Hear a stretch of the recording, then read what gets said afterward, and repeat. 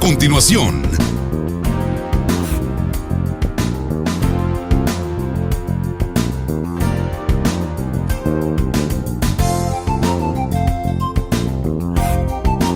TVM, la televisión de los migueleños. El Salvador está en alerta máxima por el incremento de la transmisión del virus.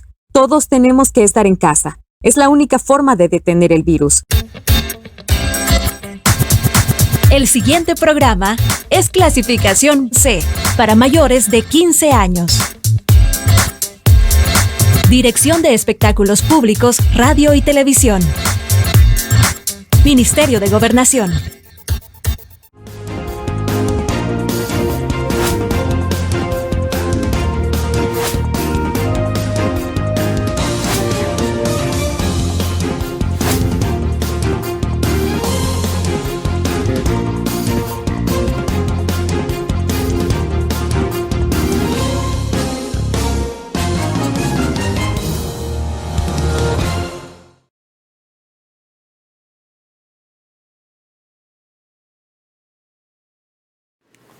Buenos días, qué enorme placer saludarles y reencontrarnos. Vamos a seguir avanzando en la semana productiva y hoy queremos hacerlo platicando de alguna forma sobre lo que se ha convertido en la confrontación entre el Ejecutivo y el Legislativo. Y es cuándo abrir la economía o cómo buscar ese equilibrio para poder comenzar de manera ordenada a abrir la economía sin, por supuesto, desmeritar o darle prioridad a la salud de los salvadoreños. Porque muchos advierten que ya la situación de nuestro país no va a soportar más, sobre todo tomando en consideración que la economía de los salvadoreños es una economía de subsistencia. Muchísima gente, hay que decir las cosas como son, ya comenzó a trabajar el día de ayer, ¿verdad? Y han desafiado al gobierno diciendo, bueno, ya estoy cometiendo mi delito de trabajar, ¿verdad? Vengan aquí si quieren a cerrarme, ¿verdad? Porque ya la gente, o sea, son 80 días de cuarentena que ha ordenado el gobierno y aún sentados en una mesa en donde están todos los sectores presuntamente, o se supone, de la vida nacional en lo que corresponde a la cuestión de la productividad o de los sectores productivos, todavía el gobierno no define cuándo van a iniciar a aperturar de manera ordenada, como digo, la economía y bajo qué protocolos o controles se va a hacer. Hoy vamos a, como les digo, a tratar de hacer un esquema, un análisis concienzudo de todas las aristas de esto que hemos visto desde que se decretó el pasado 26 de marzo la primera cuarentena a raíz de lo que ya conocíamos a nivel mundial, que era la pandemia del coronavirus y todo lo que ha sucedido. Hablaremos de un montón de cosas. Quédese con nosotros. Nuestro invitado tiene la capacidad de poder responder las preguntas de todo lo que traemos esta mañana para poder presentárselos a ustedes. Por favor, estén muy pendientes. Acompáñenme al Foro TVM a discutir y analizar las cosas como son. Desde los estudios de Televisión Migueleña, en San Salvador. Esto es Foro TVM, donde se debaten las cosas como son. ¡Arrancamos!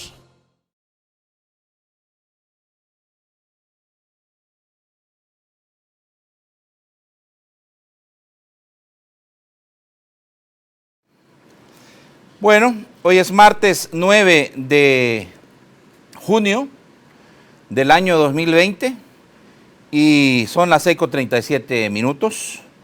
Me da mucho gusto que esté con nosotros. Gracias por su sintonía. Cada día más son los salvadoreños que se unen al Foro TVM. Cada día más son las personas que tienen la confianza en esta televisora, en este programa y en este servidor.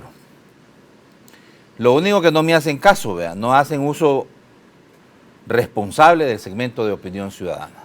Y créanme que si no hacen uso responsable, aunque se molesten, yo voy a tener que interrumpirles. Insisto, por ahí decía un famoso escritor, ¿verdad? Que frase célebre, ¿verdad? No comparto lo que tú dices, no comparto lo que tú dices, pero daría mi vida para defender lo que tú dices. Imagínense. Entonces, yo creo que las ideas se deben de combatir con ideas y tenemos que aprender a tolerarnos y respetarnos.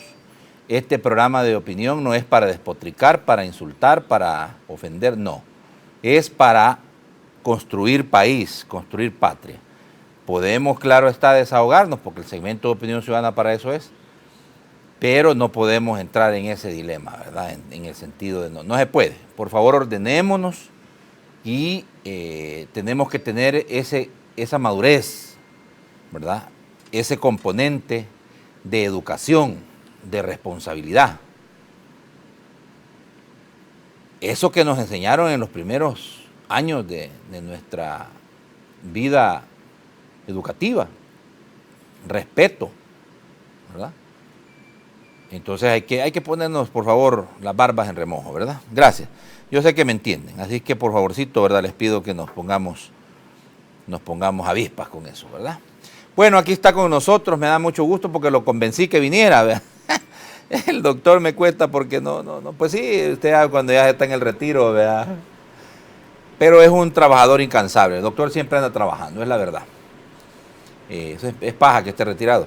El doctor Eduardo Espinosa, él es médico y también, ustedes lo recuerdan, es quien ocupó por mucho tiempo el despacho del Viceministerio de Salud Pública y Asistencia Social. Bienvenido, doctor, me da mucho gusto saludarlo, que esté aquí con nosotros. Bueno, un placer, Natán, encontrarnos nuevamente en este espacio y poder platicar con los televidentes y aclarar las dudas que pudieran surgir y hacer algunas consideraciones en torno a la coyuntura actual que ya, digamos, semblanteó usted en términos generales. Así que, manos a la obra, comencemos. Sí. Cómo no, creo que va a ser muy importante la plática que vamos a sostener esta mañana. Y yo le invito a ustedes a que se queden, por favor, ¿verdad? A que escuchen las opiniones, la diversidad de opiniones. Y más adelante, como les digo, pues vamos a compartir con nuestro invitado especial de todas las mañanas, el pueblo salvadoreño. Rápidamente, si querés, Santa Cruz, revisamos las cifras para que nos den paso a poder discutirlas con el doctor Eduardo Espinosa. Casos de fallecidos, 58. 1.720 casos activos y confirmados 3.191. Hay 87 nuevos casos y 52 personas recuperadas. 3 personas perdieron la vida en las últimas horas. Pero yo a lo que le quiero poner atención, sinceramente, es que hay 303 personas. Baja, por favor. 303 personas. Es esa, miren. Si usted suma los 200 graves y los 103 críticos, tiene 303 personas en un estado muy, pero muy complicado, ¿verdad? Candidatos a morir si es que no logran vencer el padecimiento. Está claro, ¿verdad? La actualización del 8 de junio aumentó a 200 las personas en estado grave y 103 los pacientes críticos por coronavirus. Y según las estadísticas del gobierno, se reveló unos 87 nuevos casos de COVID-19 en nuestro país. Los nuevos datos también elevaron a 58 las personas fallecidas, entre ellas una mujer embarazada cuyo bebé de 36 meses está en manos de los médicos, o 36 semanas de gestación tendría que ser, está en manos de los médicos. Desde el 28 de mayo, el ministro de Salud, Francisco Alaví, anunció que el país estaba en la fase 3 de la pandemia, es decir, de contagio masivo, y señaló que el sistema de salud estaba por colapsar. Bueno, la curva se ha mantenido estable, pero los nuevos contagios son mayores que el número de pacientes curados por día, por lo que el sistema de salud estará cada vez más cerca del colapso. Eso es lo que escribió el presidente de la República también en su cuenta de Twitter al reportar los nuevos casos. Insisto, ¿qué es lo que dijeron las autoridades sanitarias, en este caso el ministro de Salud, Francisco Alaví? Dijo que estábamos en la tercera etapa. el 28 de mayo, y que el contagio era masivo y señaló que el sistema de salud estaba por colapsar. De los nuevos casos, ¿verdad? Con los nuevos casos, la curva, dijo el presidente, se ha mantenido estable, pero los nuevos contagios son mayores que el número de pacientes curados por día, por lo que el sistema de salud estaría cada vez más cerca del colapso. Eso es lo que enfatizó el presidente Nayib Bukele.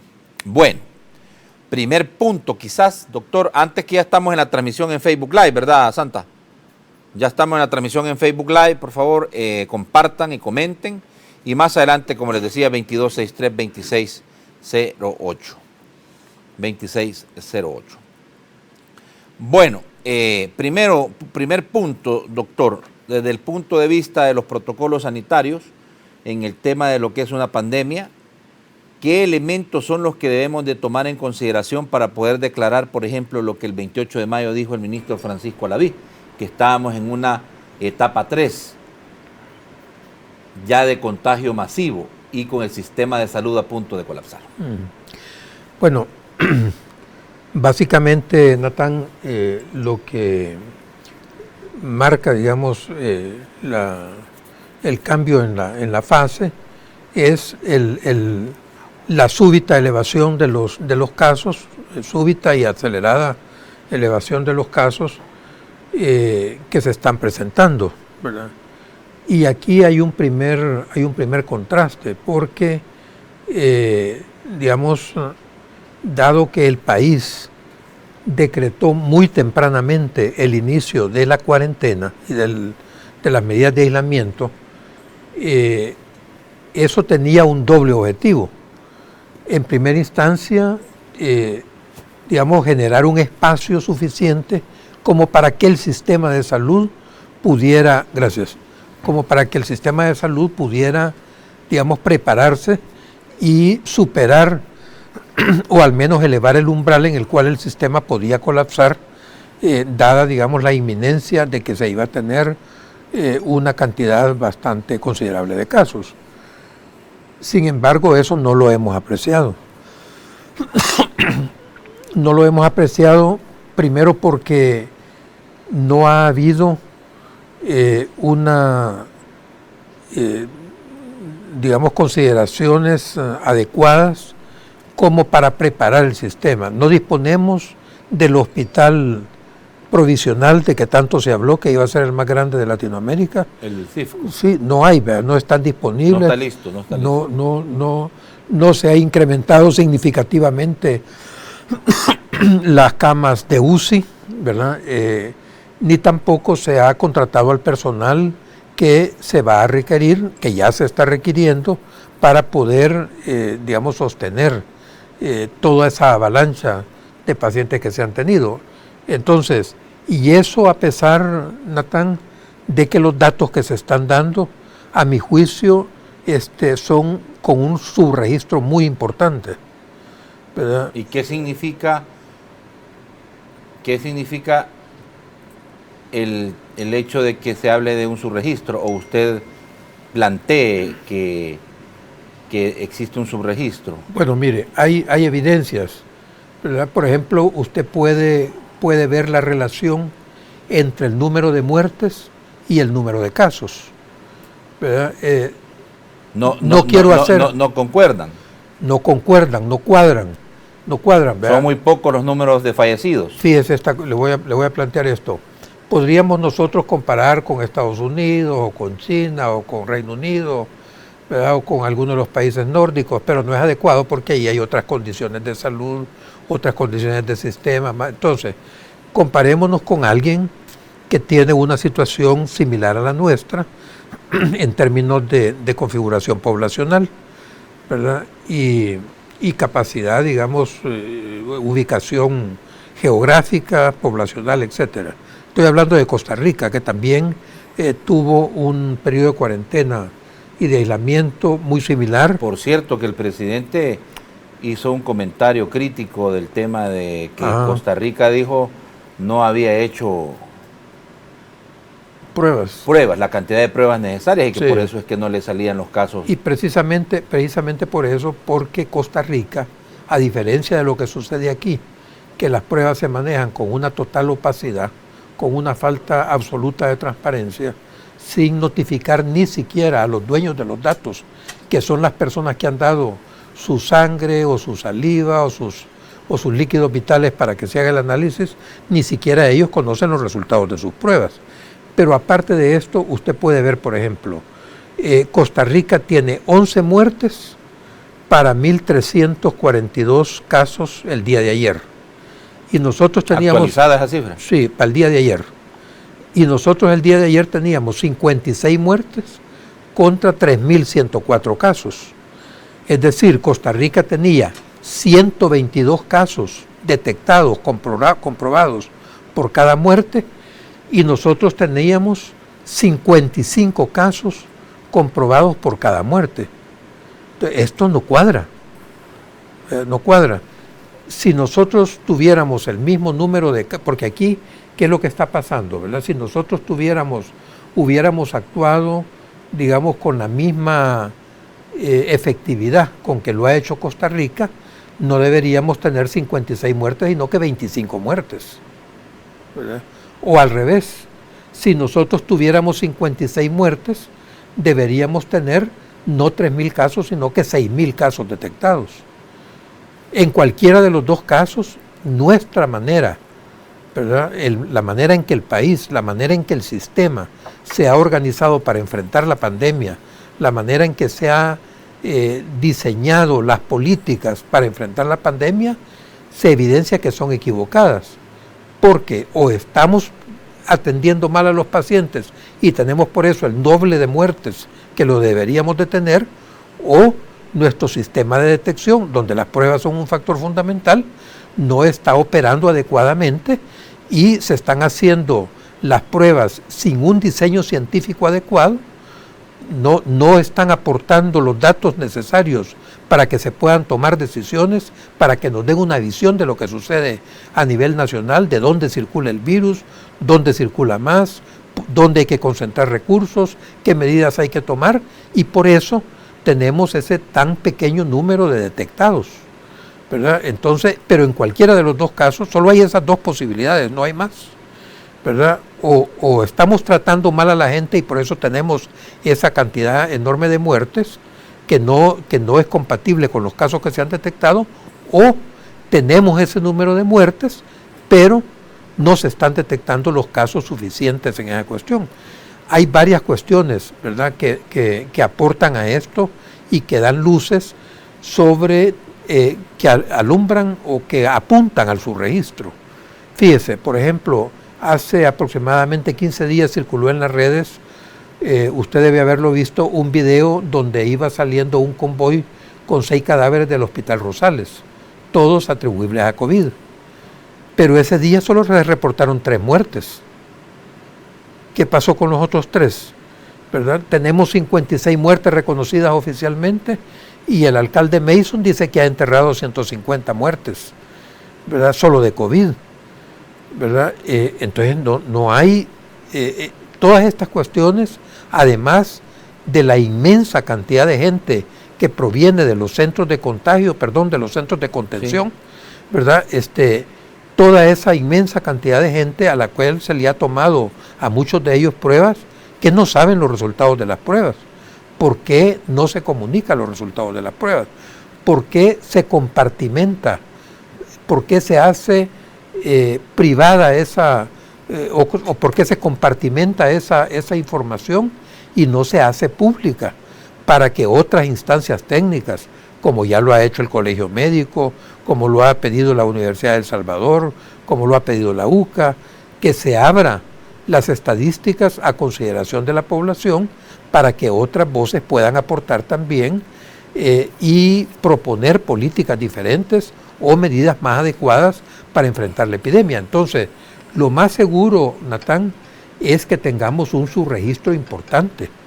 El número de muertes, fíjese bien, el número de muertes por neumonías atípicas, que es una forma, digamos, de definir las muertes por COVID sin tener que decir que son por COVID, se ha multiplicado enormemente. Hay casi 600 muertes por neumonía atípica, que es una cantidad que no debería estarse dando. Y eso reflejado en el boletín epidemiológico, que es una herencia del sistema de información que nosotros dejamos, pero que aún así, ¿verdad?, ya tiene un subregistro importante. Por ejemplo, en la notificación de casos de dengue y en general de muchas otras circunstancias que nosotros informábamos periódicamente semana a semana. Entonces, Natán, hay demasiadas evidencias ya de que el subregistro es una cuestión importante. ¿Qué quiere decir eso? Que no se están detectando casos y que no se están dando a conocer todos los casos que se detectan, ¿verdad? Ni los casos asintomáticos ni las muertes, ¿verdad? Y probablemente tenemos muchísimos más que las que se están detectando, ¿verdad? Pues, las que se están publicando, y que muchas de esas muertes que son atribuibles a neumonías atípicas realmente son muertes atribuibles al COVID, pero que no se les hace prueba, ¿verdad? Si ante la sospecha de una neumonía en un momento en que la sintomatología es compatible con COVID, debería tomarse pruebas post-mortem si es que no se les tomaron durante su estancia hospitalaria o si no alcanzaron a llegar al hospital. A todos se les debería hacer pruebas, y no solamente pruebas, sino que autopsias también.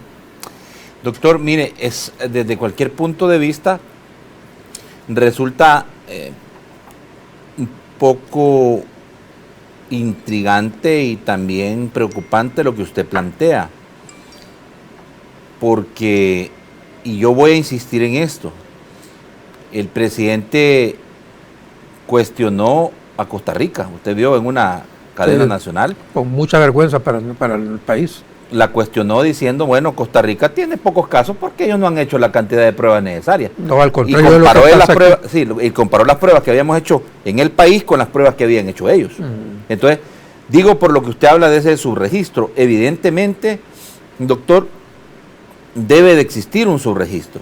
El tema es lo siguiente, en el caso de las cifras, cuando usted dice no cuadran las cifras en el sentido del número de muertes con el número de casos, en todo caso tampoco cuadran el número de muertes reconocidas con las que hay. Exactamente. Entonces, y el otro tema es lo que usted plantea, ¿verdad? O se están atendiendo mal a los pacientes y por eso están falleciendo. Y en el otro escenario decía usted...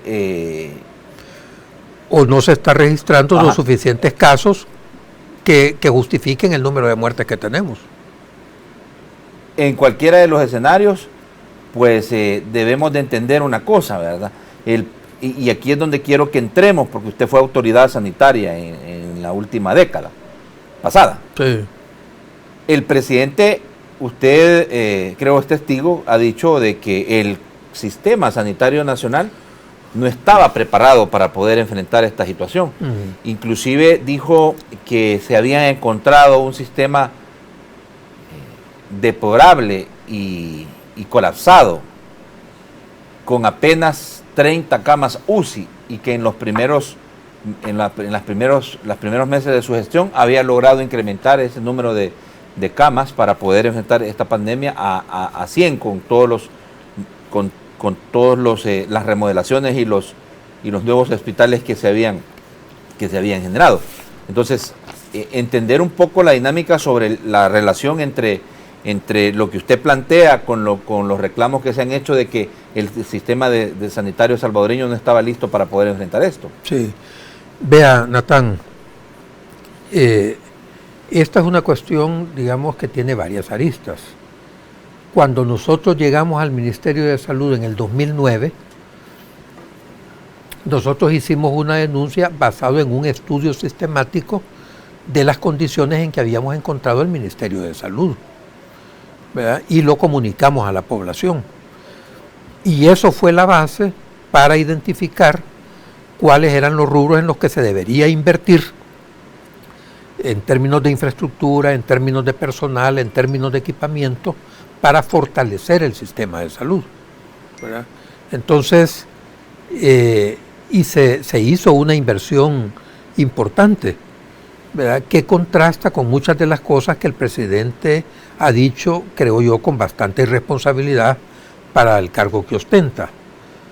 Él ha dicho muchas cosas, ¿verdad? Y digamos, y yo no entiendo cómo alguien puede, digamos, expresar juicios que no carecen, que no tienen veracidad, con tanta espontaneidad, con tanto aplomo, ¿verdad? Y que confunden a la población. Fíjese, por ejemplo, que él dijo que el hospital de maternidad, dijo, tiene 40 años de abandono. Y el hospital de la mujer no tiene 5 años de haberse construido. ¿Cómo va a tener 40 años de abandono? Si hace 5 años se construyó, ¿verdad? Entonces, y el hospital de la mujer es uno de los hospitales en su categoría, en su especialidad, de mejor nivel de toda Centroamérica. El hospital de la Unión es un hospital nuevo, construido durante la administración anterior, ¿verdad? Los servicios que se ampliaron en el Hospital Rosales en términos de emergencias, de cuidados intensivos, de cuidados intermedios, ¿verdad? Son esfuerzos importantes, tanto de camas como de personal como de equipamiento. Entonces, a mí me parece que las cosas que el presidente ha dicho... 30 camas le dejaron, dice, de cuidados intensivos. Mire, yo traigo aquí porque imaginé que esto iba a ser un tema de discusión o de debate acá, el inventario de las camas UCI, porque desde que el presidente dijo que 30 camas le habíamos entregado, claro, a mí me constaba que eso no era así, pero me puse a hacer el inventario cuidadosamente, ¿verdad? Y estos datos que tengo acá pueden ser confrontados en los hospitales, con el personal de enfermería, con los intensivistas que atienden esas camas en los hospitales y que pueden dar fe de estos datos. Nosotros entregamos el Sistema Nacional de Salud con 183 camas de UCI. ¿Diseminadas en cuántos hospitales? No todos los hospitales tienen camas de UCI. Sí, claro. Son hospitales... Sí, los hospitales... Por lo general los de tercer nivel. Y algunos que, digamos, tienen algunas condiciones importantes o están situados en enclaves, como el caso del Hospital San Rafael, que recibe todos los traumatizados de la calle al puerto. Bueno, San Rafael, entiendo, creo que es el que más camas UCI tiene del sistema, ¿verdad? No, el que más camas tiene es el Hospital Rosales. El Rosales. Es probable que hoy se hayan incrementado en algunos de ellos, ¿verdad? Pero miren, nosotros entregamos, por ejemplo, el Hospital Rosales con 26 camas de cuidados intensivos y 12 camas de cuidados intermedios, es decir, un total de 38 camas, ¿verdad? De estas 26 de cuidados intensivos, 18 de medicina, 8 de cirugía y 12 de cuidados intermedios. El Hospital de la Mujer con 10 camas de cuidados intensivos. El Hospital Bloom con 70 camas de cuidados intensivos.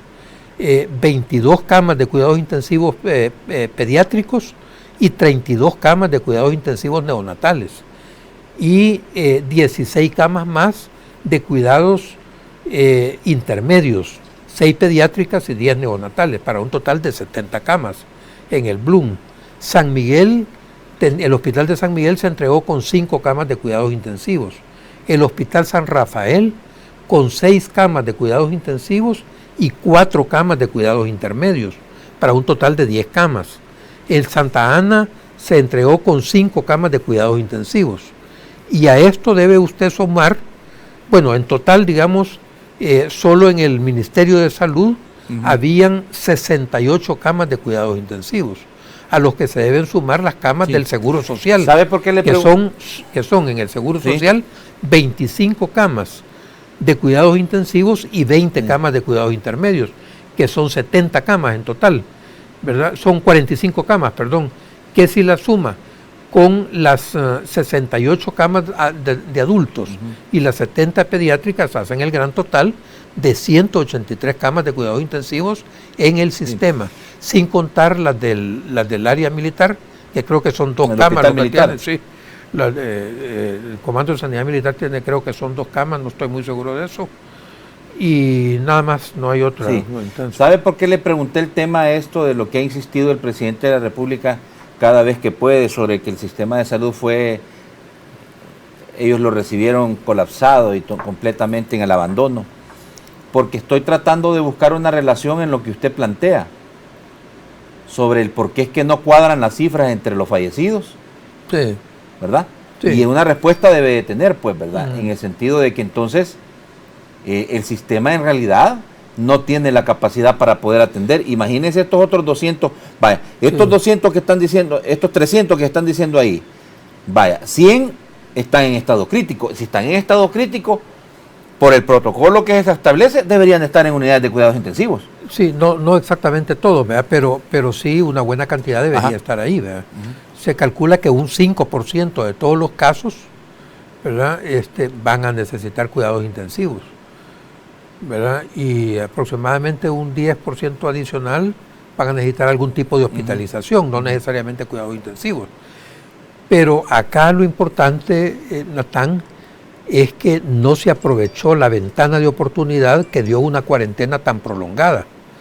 Entonces aquí, fíjese, si se decretó tan tempranamente el confinamiento, era para haber trabajado intensamente para avanzar lo más posible en esto, porque ningún sistema estaba preparado para esto.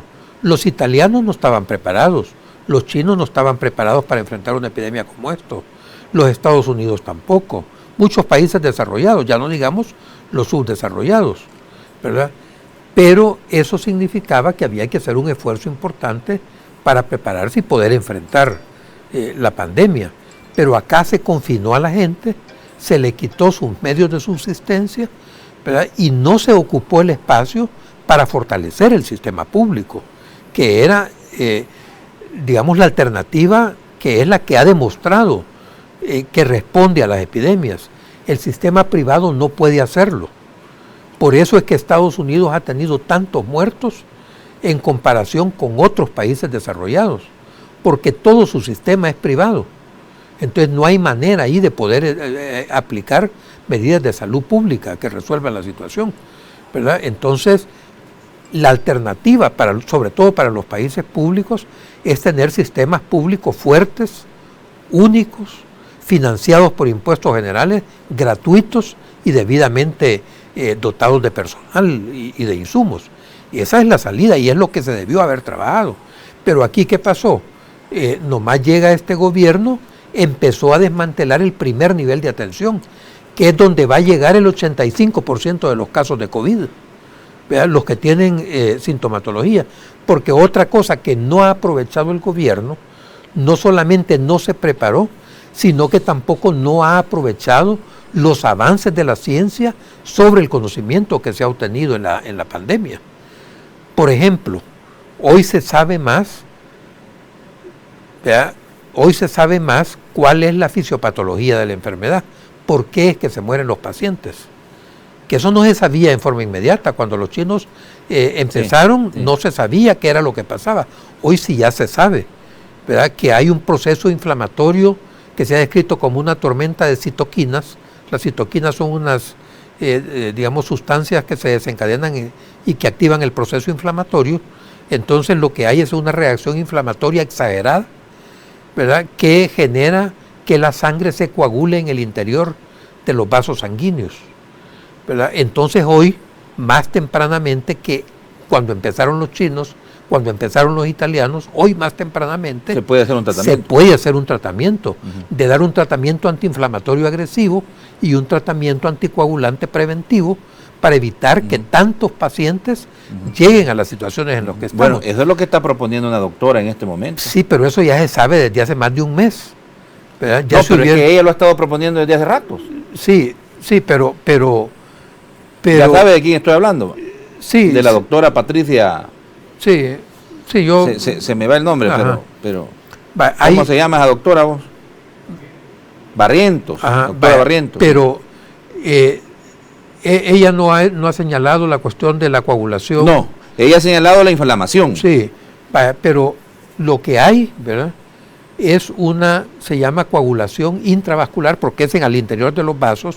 No sucede como cuando usted se corta, ¿verdad? Que el coágulo se desencadena y le tapa ahí el sangramiento.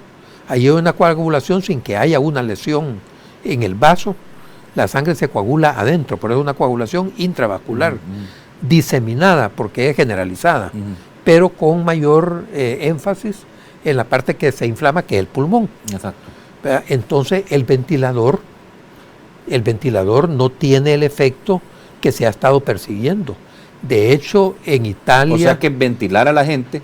No es un problema de ventilación exactamente. El aire llega a los pulmones, pero no pasa el oxígeno a la sangre, por eso que la gente se cansa. Pero no es porque el aire no llegue, ¿verdad? Es porque la sangre se coagula o porque ¿verdad? Entonces no hay, ¿verdad?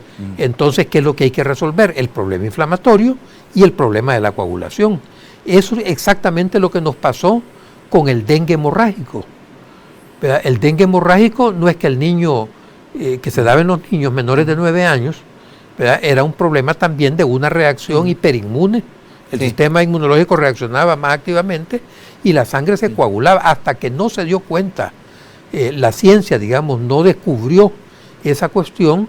Los niños con dengue hemorrágico se trataban como se trata cualquier shock, porque llegaban en choque. Sí. Entonces, y le daban líquidos y los niños se encharcaban y se morían, ¿verdad? Y cuando se descubrió que había un fenómeno de coagulación intravascular y que se empezó a dar la terapia anticoagulatoria, se resolvió el problema. Entonces, esos avances, digamos, de la ciencia no se han sabido. ¿Qué se ha hecho acá? Se ha puesto, por ejemplo, se compró una cantidad inconmensurable ahí de cloroquina sin haber tenido estudios disponibles que demostraran ciertamente la efectividad de la cloroquina. Aunque han dicho que la cloroquina puede ser preventiva. No lo es. Bueno, puede ser que lo sea, pero a un riesgo demasiado elevado. Pero los estudios que se han hecho doble ciego, que se llaman, ¿verdad?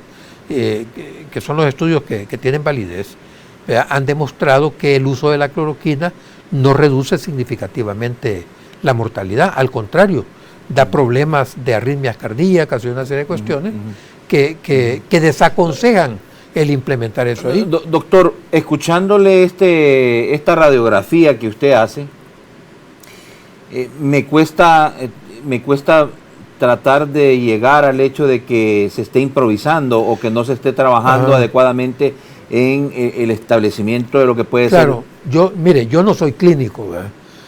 Yo no soy clínico, pero mi formación básica, cuando yo empecé, digamos, a estudiar mi posgrado original, fue fisiología. Entonces, tengo una particular orientación, digamos, a estudiar este tipo de cosas.